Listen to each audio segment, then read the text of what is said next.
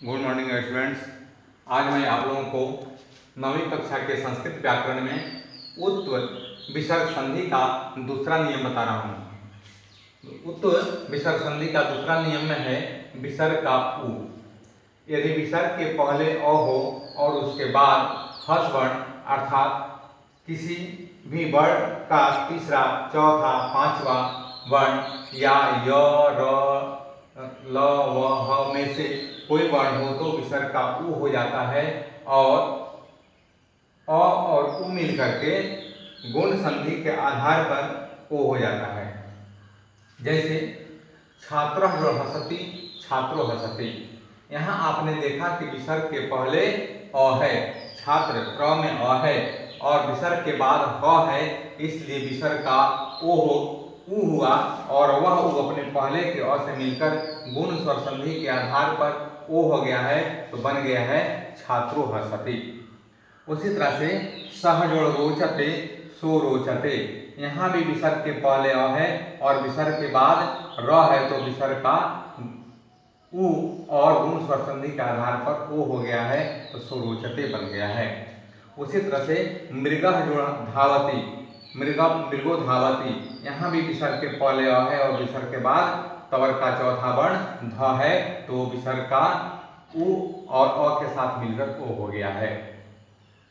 मनः जोड़ा था, मनोरथ। यहाँ भी विसर्ग के पहले अ है और विसर्ग के बाद र है, इसलिए विसर्ग का उ और पहले क से मिलकर ओ हो गया है, मनोरथा शब्द बन गया है। देवः जोड़ गच्छति, देवो गच्छति। देवः जोड़ गच्छति।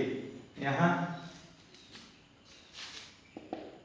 विसर्ग के पहले अ है और विसर्ग के बाद कवर का तीसरा वर्ण ग है, तो विसर्ग का उ और पहले क से मिलकर ओ हो गया, तो देवो गच्छति हो गया।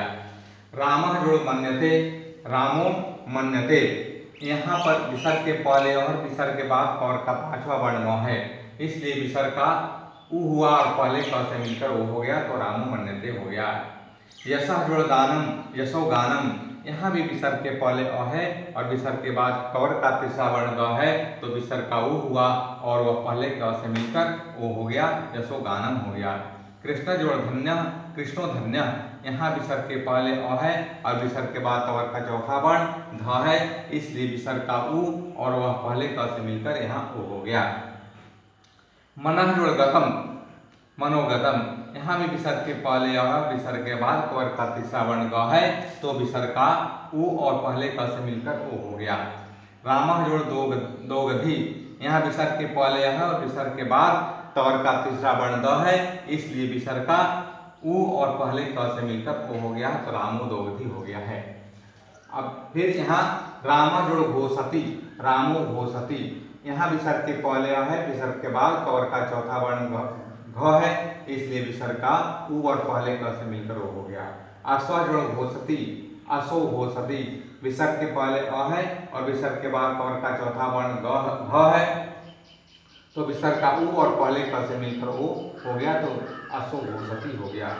अर्जुना जोड़ जयति। यहाँ भी अर्जुना जोड़ जयति में विसर्ग के पहले अ है और विसर्ग के बाद चवर का तीसरा वर्ण ज है, तो विसर्ग का उ हुआ और पहले क से मिलकर यहाँ ओ हो गया। कह जोड़ बुध्यते। यहाँ विसर्ग के पहले अ है और विसर्ग के बाद कवर का तीसरा वर्ण ब है, तो विसर्ग का उ हुआ, पहले के अ से मिलकर यहाँ ओ हो गया। मनः जोड़ जवन। यहाँ भी विसर्ग के पहले अ है और विसर्ग के बाद चवर का तीसरा वर्ण ज है, तो विसर्ग का उ हुआ और पहले क से मिलकर यहाँ ओ हो गया। छात्रः जोड़ नयति। यहाँ विसर्ग के पहले अ है, त्र में अ है और विसर्ग के बाद तवर का पांचवा वर्ण है, तो विसर्ग का उ हुआ और अपने पहले क से मिलकर के यहाँ ओ हो गया, तो छात्रो नयति हो गया। रामः जोड़ वेति, रामो वेति।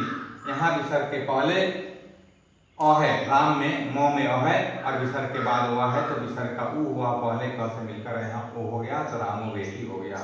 सह जोड़ धाति, सोहाति। यहाँ विसर्ग के पहले स में अ है और विसर्ग के बाद कवर का चौथा वर्ण ध है, तो विसर्ग का उ हुआ, पहले क से मिलकर ओ हो गया, तो सुहाति हो गया। कह जोड़ गच्छति, को गच्छति। यहाँ विसर्ग के पहले क में अ है और विसर्ग के बाद कवर का तीसरा वर्ण ग है, तो विसर्ग का उ हुआ और पहले क से मिलकर यहाँ ओ हो गया। मनः जोड़ हरा, मनोहरा। यहाँ विसर्ग के पहले अ है न में और विसर्ग के बाद ह है, इसलिए विसर्ग का ऊ हुआ और पहले क से मिलकर यहाँ ओ हो गया तो मनोहर हो गया। राम जोड़ वदती, यहाँ भी विसर्ग के पहले मुंह में अ है और विसर्ग के बाद वा है तो विसर्ग का ऊ हुआ, पहले क से मिलकर यहाँ ओ हो गया, रामो वदती हो गया। इस प्रकार यह नियम के आधार पर इसके उदाहरण बनाए गए हैं। ऐसे बहुत सारे उदाहरण हैं। इसके बाद मैं आप लोगों को विसर्ग संधि का अगला भेद बताऊंगा।